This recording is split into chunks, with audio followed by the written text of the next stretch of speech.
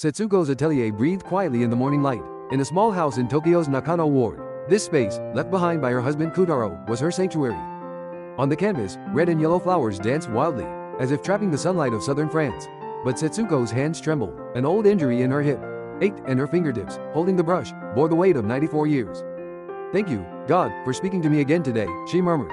For Setsuko, painting was akin to prayer. Born as the daughter of a textile factory worker, hidden away by her parents due to a congenital illness, her life changed at 15 when the factory went bankrupt. Defying her parents' objections with a hunger strike, she resolved to become a Western-style painter.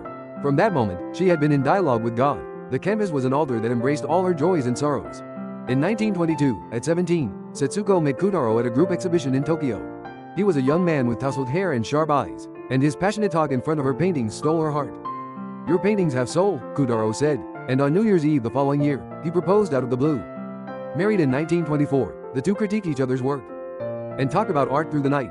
But their happiness was fragile. In 1934, Koutarou fell ill at 31. On his deathbed, he held Setsuko's hand and smiled. "When I'm gone, do it, fall in love. Your paintings need love." Those words pierced Setsuko's heart like a thorn. After Koutarou's death, she raised 3 children alone, protecting the atelier through the flames of war. During air raids, she climbed onto the roof to brush away embers when art supplies ran out. She painted on scraps of cloth. Love, there was no room for it, but Koutarou's words sustained her in another way. Each time she painted flowers or sketched a person's smile, she infused the canvas with fragments of love. In 1968, at 63, she traveled to France. The sunlight of Cagnes, the quiet village of Varennes, struggling with the language barrier and the shadow of old age, Setsuko stood in her atelier every morning. On days she couldn't paint, she closed her eyes and prayed. "Koutarou, are you watching today?" She felt she could hear his voice. "Fall in love, Setsuko. Love the world through your paintings." In 1994, Setsuko was honored as a person of cultural merit. With her white hair tied back and leaning on a cane, she smiled.